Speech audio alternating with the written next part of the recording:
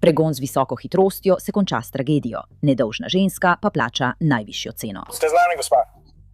Ste z nami? Gospa? Gospa? Ste z nami? Ja, pol vem, ne slišim te. Razčlenjujemo, kaj se je zgodilo in zakaj je trajalo leta, da je divji voznik prišel pred sodišče. Se spomnite kakšnih obtožb, ki ste jih imeli, preden ste imeli nesrečo? Ne, v redu. Se spomnite česarkoli pred nesrečo? Ne. To je Inside the Crime, ki jo predstavlja Law and Crime. Sem Elizabeth Milner. Detektivi pravijo, da je voznik vozil 90 milj na uro v območju, kjer je bila omejitev manj kot 50. Ko je trčil v drugo vozilo, je bil trk katastrofalen. Bil je tako silovit, da je bila ženska iztrgana iz vozniškega sedeža svojega parkiranega avtomobila, čeprav je imela pripet varnostni pas. Je 17. junij 2021. Smo v okrožju Chippewa v Michiganu. Malo po 8 zvečer in namestniki šerifa iz urada šerifa okrožja Chippewa so sredi pregona z visoko hitrostjo.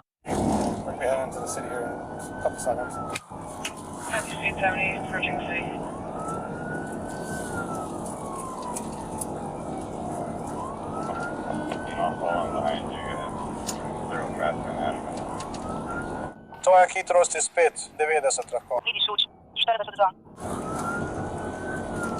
Križišče s hitrostjo 42 milj na uro, 3 luči. To so zdaj, če vi...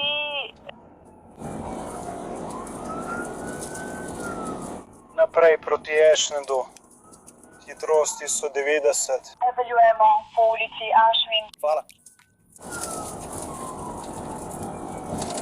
Do te točke je zasledovanje trajalo že zadnjih 10 minut. Po poročilu o incidentu je šerifov urad prejela obvestilo, naj bodo pozorni na poltovornjak, ki je vijugal po cesti in povozil več poštnih nabiralnikov. Sodni dokumenti navajajo, citiram, med vožnjo proti jugu po cesti M129 je centralna dispečerska služba sporočila, da je voznik vozila, na katerega so bili pozorni, vrgel ključ za kolesa v drugo vozilo in izrinjal druga vozila s ceste. Uradniki pravijo, da je voznik poltovornjaka vozil skoraj 90 milj na uro v območju, kjer je omejitev 55 milj na uro. Voznika so kasneje identificirali kot Tannerja Harrisona, ki naj bi po poročanju zavrnil ustavitev. Nato se je zasledovanje končalo na šokanten način. 15.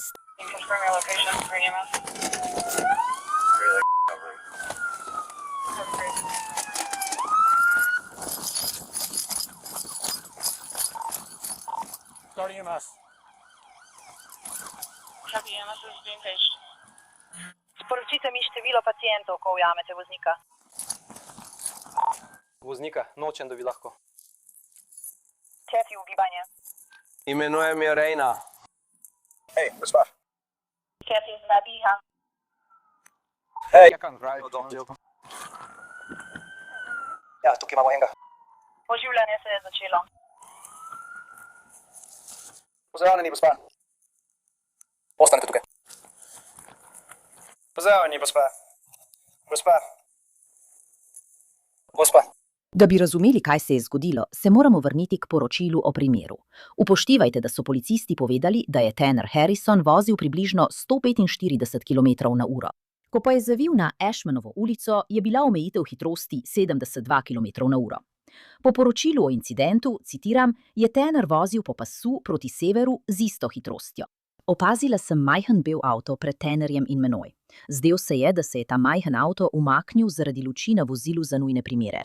Tanner je nato zapeljal s svojim vozilom na desno stran voznega pasu proti severu in prečkal belo robno črto. S tem je Tannerjevo vozilo se poravnalo z majhnim belim avtom. Tanner nato trči v ta bel avto ob robu Ashmanove ulice. Tannerjevo vozilo se prebije mimo tega trka, vendar Tanner izgubi nadzor nad vozilom. Poročilo nadalje navaja, da Tanner zapelje do znaka stop in trči v parkirano vozilo na parkirišču centra Great Lakes Recovery Center.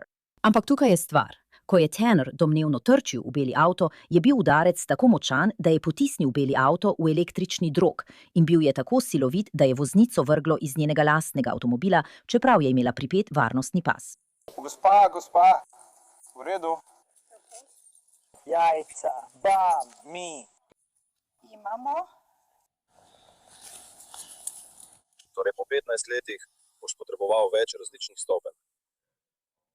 Več. Gospa, ste v redu? Kefi, postajamo dobri? Me slišite? Raslo dihanje 1, najprej zame nujna medicinska pomoč. Gospa, hej, gospa. Gospa.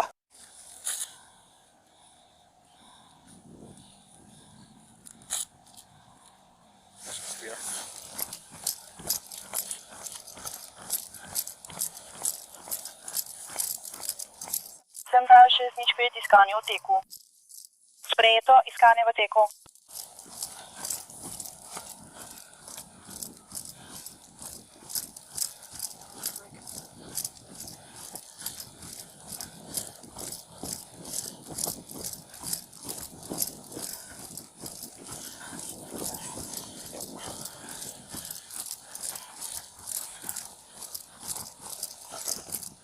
Ste z nami? Ja. Ste z nami? Gospa, ja, Pavel, vem, ne slišim te. Da, zaenkrat ne. V redu. Osumljeni voznik je bil pridržan in tam je. V redu, tam je. The suspect driver and then we're not able to get him out. Ja, prijavili smo vas pri gasilcih in izobraževanju.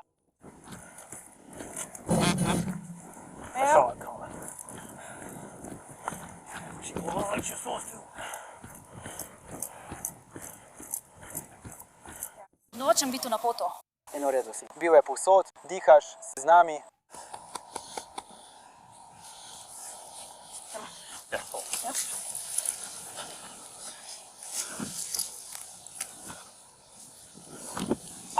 Vsi pridite, lepo. Imamo drog, ki je na pol zlomljen, gospa. Zdaj, ki si jo pomogel. Imamo drog, ki je na pol zlomljen. Pripelji vse porabnike. Mislim, da pušča plin. To je edini. Gospa? Trenutno ne vozim vzadno v vas. Vsaki? Haj? Lepo je, da biti s tabo, morda bi moral biti tiho. Edini si, ne vidim nikoga drugega v bližini. Moram preveriti to območje. Tam nisem preveril človek. Mesto je pa, gospa. Ste z nami? Dihalni impuls in osumljenik. To je dihalni impuls.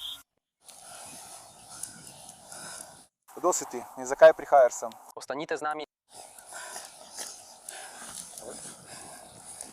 Gospa.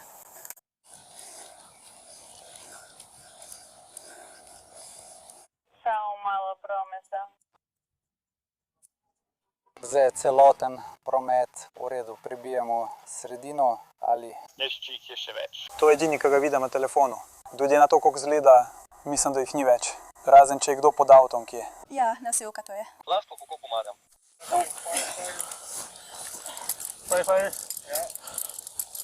Dobra. Si z nami? Dihaš? Dobro, ja bom pazila. V redu je. Vem, prijatelj. Trenutno izvajamo oživljanje. Prav, tukaj.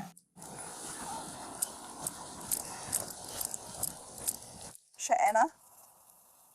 To je edina, za katero trenutno res vem. Si z nami? Dihaš? Ena je tukaj. Koliko jih imamo? Skupaj? Trenutno skupaj dve, trenutno. Skupaj 2 ranjena. No, eden je iz tega avta, drugi pa iz tistega avta. Ja. Tako je? V redu, ali je bil še kdo drug v katerem od teh avtomobilov? Zaenkrat vemo le, da je ta oseba bila vržena iz vozila. Peljimo jo naprej. Ja. Moramo zelo hitro še enkrat preveriti. Ja, moram zelo hitro še enkrat preveriti mene. Ja, ne, v redu si. Dvakrat hitreje.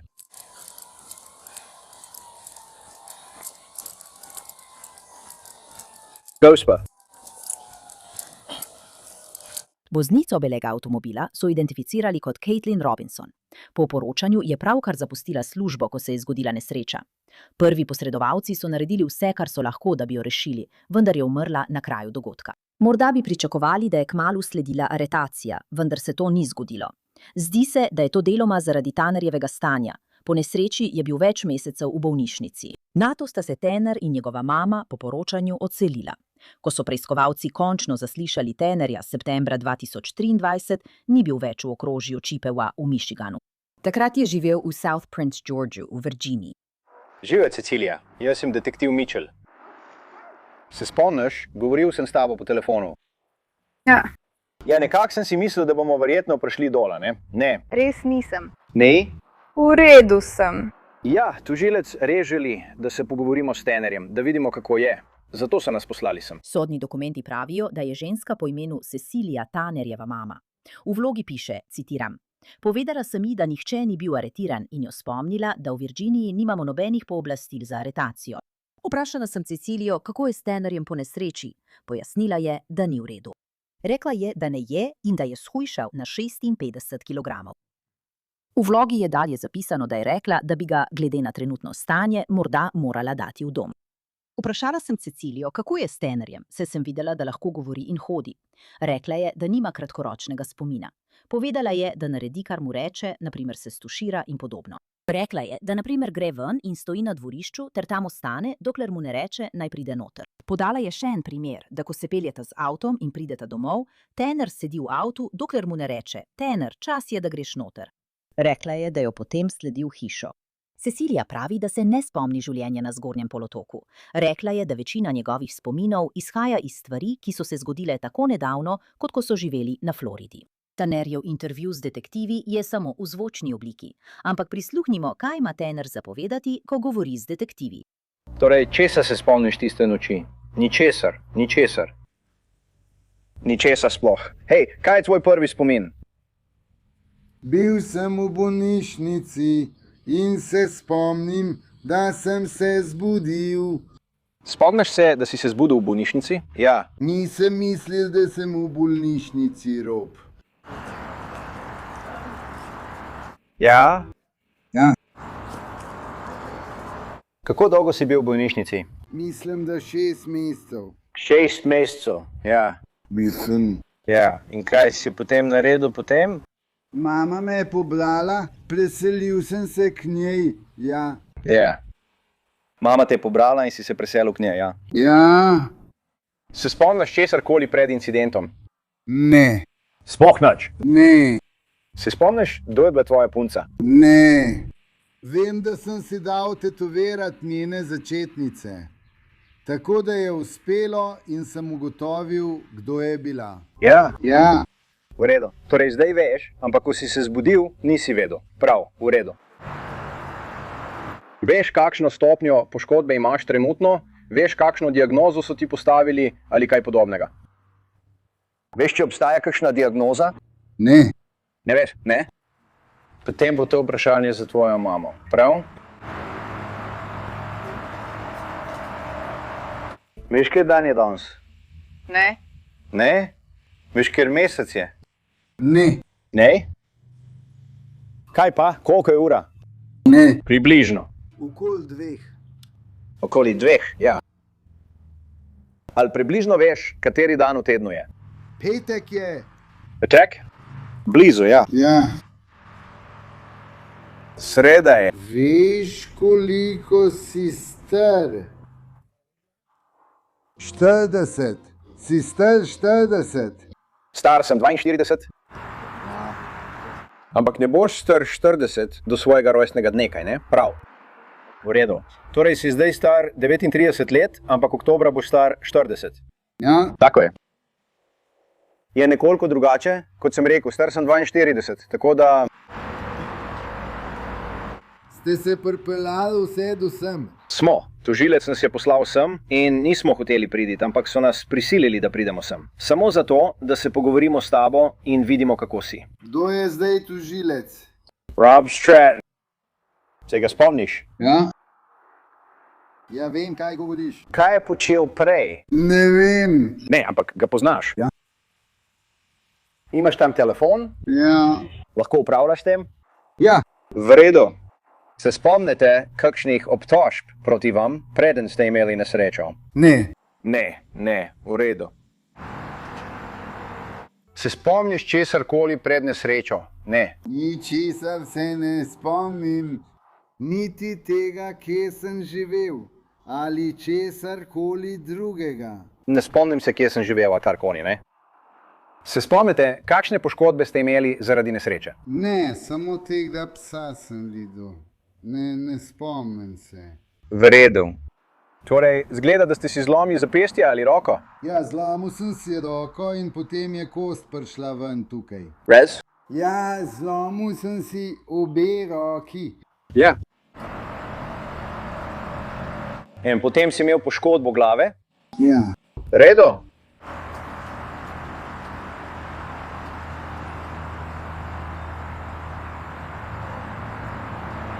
Ja, poškodba možganov. Poškodba možganov? Ja. V redu. Veš kakšna? Ne. Ta piščanec gre v hišo. To je za mladega psa.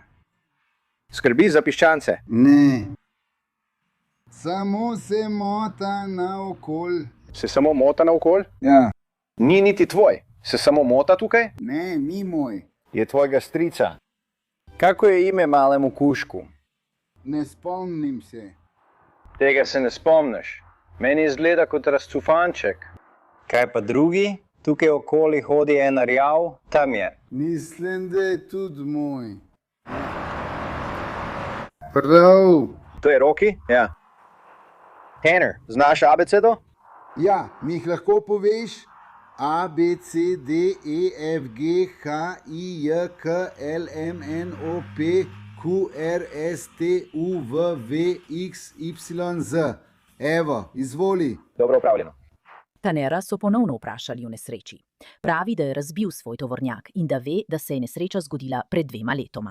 Vendar se ne spomni, da je bila Caitlin Robinson ubita v nesreči. Se me spomniš, kdo sem? Sem šerif iz okrožja Čipeva. Je, detektiv Mitchell.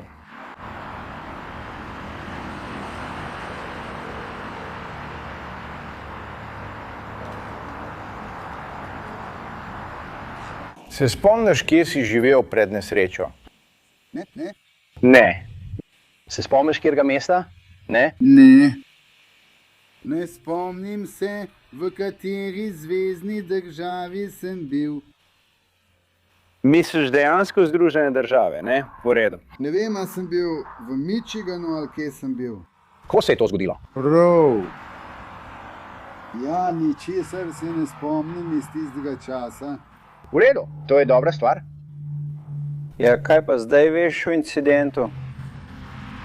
To je bila nesreča. Razbil sem tovornjak. Redo. Mislim, da je bil kdo ubit. Ne vem zagotovo. Moram vedeti.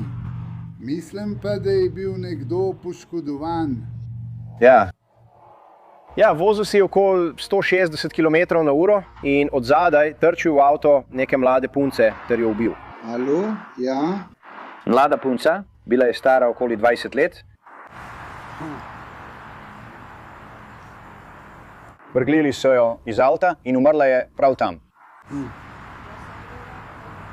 Ne, tega se ne spomnim. Redo? Se sploh spomniš, si juksel? Ne, ravno. V redu. Se ne spomniš, kot pri Gidovi pici, tam? Ženskega zavetišča tam. Ne. Ne? Torej, kar se je zgodilo, je bilo to, da si udaril dekle, potem pa si podaril velik drog znaka stop, 6x6, in ta je poletel v zrak, zadev si steber na stavbi, glavo si imel zunaj, skozi okno in tisti drog te je udaril v glavo. Tako si dobil poškodbo glave. V redu? Ja. Wow. Strašljivo. Ja, želiš izvedeti še kaj o nesreči? Kaj? Ne vem. Samo, če imaš kakšno vprašanje ali kaj glede tega. Koliko policistov je bilo tam? Koliko policistov je bilo na kraju dogodka? Ja. Vsi, ki so tisti dan delali? Ja. Veš, katero leto je? Mislim, da je 2020. Ne, mislim danes, katero leto je? 2020, ne vem. V redu, ja, je leto 2023. Nesreča se je zgodila leta 2021. V redu, mislil sem, da je 20. Ja, ne, malo več kot pred 2 letoma. V redu. Ja, vem, da sta minili 2 leti. Sta ti in tvoja mama kdaj živeli kje drugje kot v tej hiši? Ne v tem območju. Ne, kaj pa na drugih območjih? Ko sem bil na Floridi. V redu, bil si na Floridi. Ja. Nekdo ti pošilja sporočilo.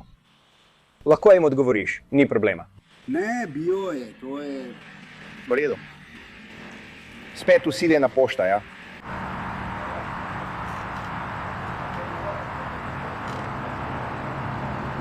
Vsi ti hodulje za tvojega strica?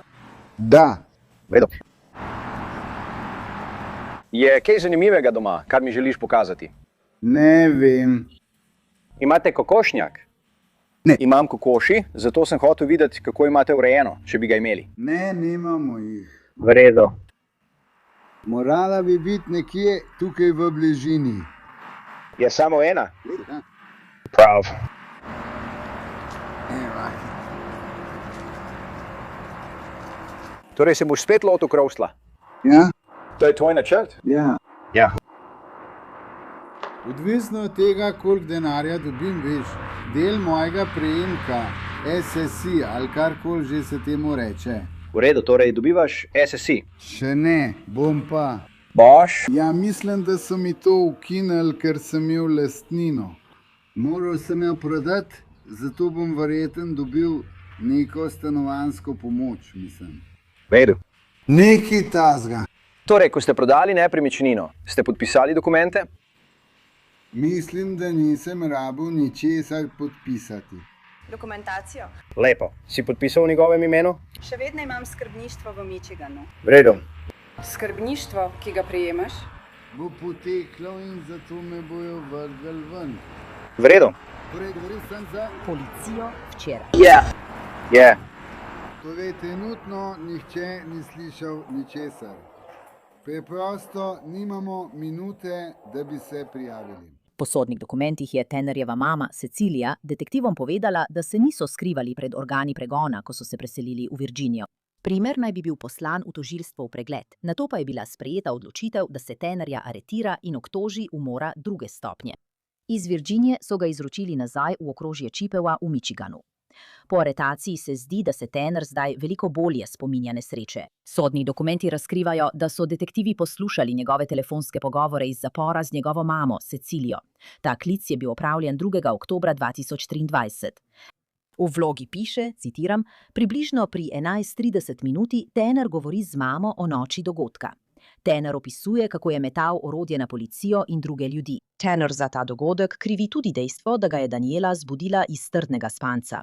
3 dni kasneje je sledil še en klic med Tannerjem in Cecilijo. Tu piše, da v tem klicu Tanner ponovno govori s svojo mamo. Pogovarjata se o preteklih občutkih v zvezi s sodiščem. Podrobno sta razpravljala o pokojnem sodniku Churchu.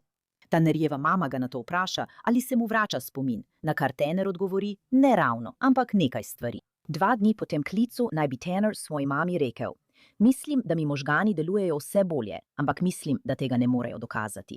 28. oktobra 2023 Tanner in njegova mama ponovno govorita o smrtonosni nesreči.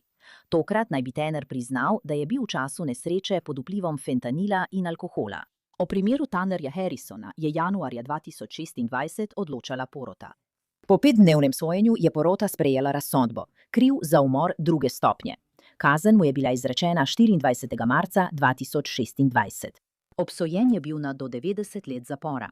Spletni zapisi michiganskega oddelka za izvrševanje kazni kažejo, da Tanner Harrison prestaja svojo kazen v popravnem zavodu St. Louis. Ker spomin na Katie Robinson še naprej živi, naj bi vsako zimo potekal spominski hokejski turnir za dekleta, izkupiček pa gre v štipendijski sklad v njeno čast. Priložili bomo povezavo. Povezava do naše zgodbe je v tem opisu.